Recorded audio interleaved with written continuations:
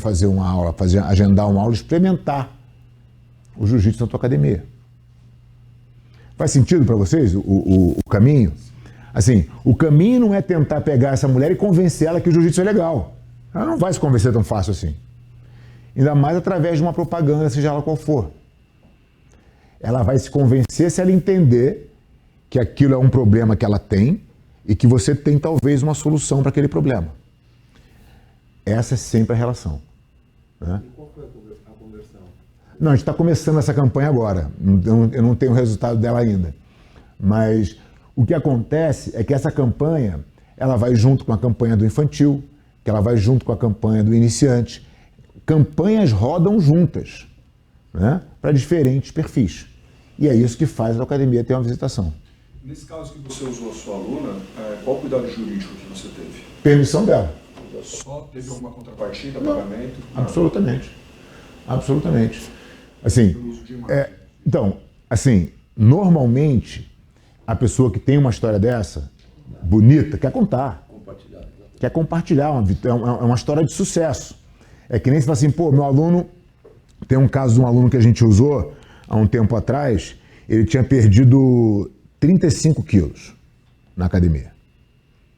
Quando eu pedi para ele para usar a história dele, pô, ele falou, vamos fazer umas fotos com a minha roupa antiga. Ele fez foto com a roupa antiga, fez foto com a roupa nova.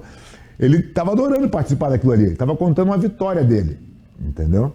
Então é bem tranquilo, assim, normalmente é bem tranquilo. A gente não está contratando um modelo porque é falso, né? A gente tem que contar uma história de verdade, a gente tem que contar uma história que aconteceu dentro do nosso... Isso é muito importante na hora de vocês produzirem conteúdo, né? O conteúdo não pode ser... Tem que ser uma coisa verdadeira, né? Se não for de vocês, de alguém dentro da academia, tem que ser uma história real, porque é isso que impacta as pessoas. As pessoas querem saber de histórias reais, né? Então, essa é a estrutura, e aí você chega na oferta. Você está aqui um Free Pass para experimentar uma semana, o que vocês quiserem ofertar, né? É válido, mas essa estrutura é o que faz a coisa ter sentido. Todas as aulas eu trouxe para vocês uma pergunta, né, de reflexão. A dessa aula é marketing digital ou marketing do ego. O que é o marketing do ego? Marketing do ego é a tal da rede social sem direcionamento. É o post pelo like.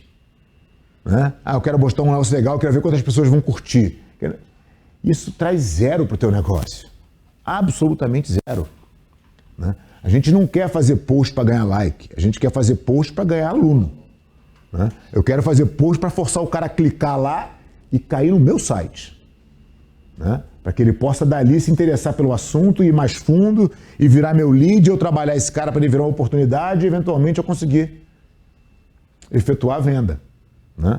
Então, quando vocês pensarem, principalmente, né, quando a gente fala de academia de jiu-jitsu, o que você mais vê acontecer são pessoas postando técnicas de jiu-jitsu.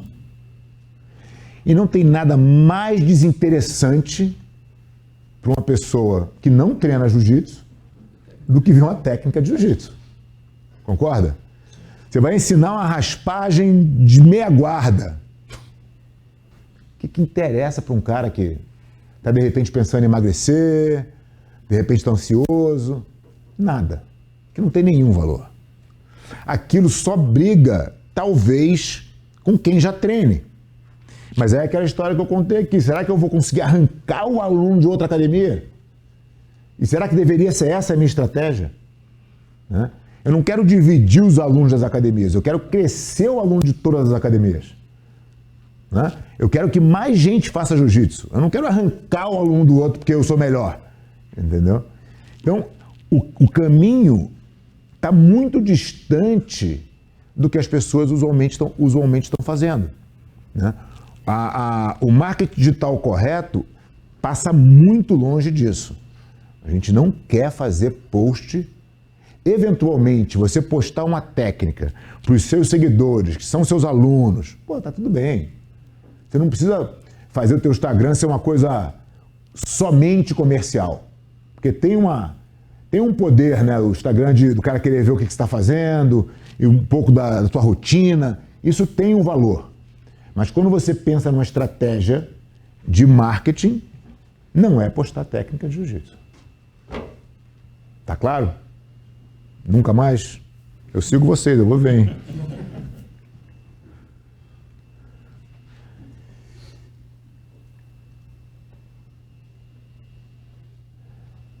Quem são nossos verdadeiros clientes? Um pouquinho do que a gente estava falando aqui, né? Não é o aluno do outro, não estou brigando com o meu concorrente na verdade não é meu concorrente. A gente disputa o mesmo cliente, mas eu não quero tomar os alunos dele, até porque no jiu-jitsu a gente valoriza a lealdade, o seguir o professor, a gente tem esse valor, né? É claro que quando o professor não merece esse segmento, a gente incentiva que o aluno saia e procure o melhor para ele. Mas ninguém quer tomar aluno de ninguém.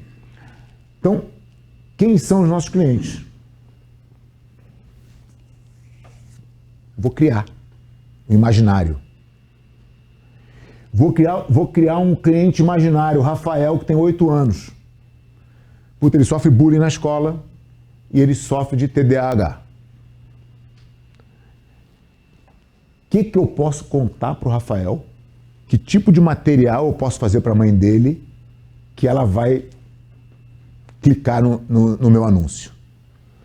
Quando você personifica, né, as personas, né, fica muito mais fácil você trabalhar. Você imagina realmente o Rafael com 8 anos, pô, meio sedentário, talvez meio gordinho em cima do peso, sofre bullying na escola, tem um transtorno bipolar ali, agressivo.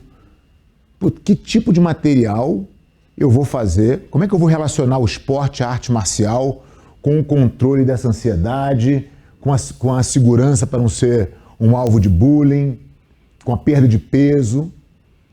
Pô, tem material aí muito extenso. Você não precisa ser você o detentor desse conhecimento, você pode buscar, né? Pô, deixa eu ver quem é o maior especialista que fala de TDAH. Vou pegar a informação dele. Está na internet, aberta para todo mundo. Facílimo de achar, né? Mas vou montar um e-book muito bem montado contando essa história. E contando como é que o jiu-jitsu ajuda. Vou pegar casos de crianças no jiu-jitsu que tinham esse problema e que superaram. Vou mostrar como é que o jiu-jitsu ajuda na formação da criança. Vou mostrar como é que isso traz segurança e tira a criança do alvo de ser bulinada na escola. O que mais o pai e a mãe querem? Né? Eu quero dar isso, essa segurança para o meu filho. Eu não quero que ele fique sentado depressivo, né? Tendo transtorno e vivendo ansioso, angustiado. Pô, será que o jiu-jitsu é a resposta? Porque ela não vai testar. Se você fizer um material bem feito, você vai ter sucesso. Agora, se você fizer um post somente chamando a criança, traga seu filho para o jiu-jitsu, a chance é muito menor, né? Você não teve nenhum envolvimento, né? Você não fez nenhuma técnica de aproximação. Isso aqui é um relacionamento, né? Tem um livro que eu indico para vocês, quem puder ler, chama Arquitetura da Persuasão. E o cara conta dentro do livro uma história que basicamente é o seguinte: o cara em questão ia receber uma herança. Mas a avó falou para ele o seguinte: você só vai receber a herança se você estiver casado. E ele tinha um prazo de 1 semana para arrumar uma mulher para apresentar para a avó. Ele falou: bom, se eu pegar uma profissional e levar lá, minha avó não vai cair nessa. Eu tenho que conquistar alguém. E aí o livro vai mostrando como você se aproxima de alguém, como é que você cria esse relacionamento, como é que você gera interesse. É exatamente essa história aqui. E o livro, na verdade, é para isso, né? É um livro que fala de cartas de venda, que fala de copywriting, que é uma técnica super importante no marketing digital. A gente não vai entrar nisso aqui agora porque é mais complexo, mas conta essa historinha do convencimento. Como é que eu convenço a pessoa que no negócio, que eu sou o melhor partido, que ela tem que vir comigo, que eu vou apresentar ela para minha avó, entendeu? É um livro muito legal de ler. Qual é o nome? A Arquitetura da Persuasão. Bom, vamos lá. Iniciante. Outro cenário completamente diferente. Estou com o Vitor de 14 anos, viciado em videogame. Mal da geração. Talvez essa geração hoje seja mais difícil de trabalhar. Na academia é disparado o nosso ponto mais fraco. É realmente o problema, né? E eles enfrentam esses 3 problemas aqui. E tudo que o pai gostaria de fazer é arrancar ele do videogame e botar ele para fazer um esporte. Mas não consegue, né? Então, como é que a gente cria uma estratégia aqui que impacte o pai, que impacte ele? Porque um garoto de 14, 15 anos já tem uma vontade própria, né? Mesma coisa quando você vem para um cara com mais idade. De repente o cara é um ex-praticante de jiu-jitsu. Olha que interessante esse caso. O cara que é ex-praticante de jiu-jitsu, muitas vezes, na maioria delas inclusive, ele treinou numa época que a gente conversou na aula passada, que o jiu-jitsu era dificílimo, né? O ambiente da academia era aquele ambiente competitivo, treino duro, competição era a única coisa que importava. Então, o que aconteceu com esse cara é que ele se afastou do jiu-jitsu. Muito bem. Quando ele pensa em voltar, e muitas vezes ele adorou aquela época, tinha um monte de amigo, era uma relação bacana, ele gostava daquilo, embora o jiu-jitsu fosse duro. Quando ele se vê agora com 52 anos, o que ele pensa? Pô, não é pra mim. Pô, não dá mais pra mim. Eu não consigo mais fazer aquilo que eu fazia quando eu tinha 20. Mas ninguém contou pra ele que mudou. Que o jiu-jitsu agora é diferente. Que os professores agora se preocupam em dividir os níveis de turma. Que os professores têm uma classe específica para aquele cara se encaixar. Ninguém contou isso pra ele ainda. Eu contei. Eu lotado lá de master na minha academia, né? Mas assim, as pessoas têm que contar, porque o cara não sabe. E isso, assim, é uma massa gigantesca. Porque lembra que eu falava que as academias na década de 90 foram encolhendo? O que significa que a academia encolher? Perder aluno. Então, todos esses alunos foram sendo colocados nesse setor aqui, ó, ex-praticante. O que a gente tem que contar para esse cara? Que ele é capaz, que ele consegue. Que o jiu-jitsu é a única arte marcial que ele pode fazer de verdade depois dos 40. Para valer, de verdade mesmo. Né? O cara de 52 anos de idade não vai fazer boxe, vai ficar tomando soco na cara. Muay Thai, a perna do cara vai subir aqui, ó, no máximo. Né? O jiu-jitsu não. Ele consegue se adequar, mesmo que ele tenha qualquer tipo de limitação, ele consegue treinar e pode ser eficiente, pode se divertir. E é isso que atrai tanta gente, tantos masters. Por isso que os masters estão crescendo cada vez mais no jiu-jitsu. Mesmo em competição.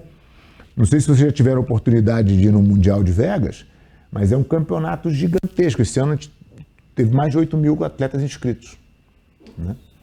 É um sucesso. É um campeonato gigante, talvez o maior campeonato que tenha hoje. Porque não é só o campeonato, tem uma feira junto, né? É uma grande festa do jiu-jitsu. E claro, quando o master compete, ele tem uma energia diferente, né?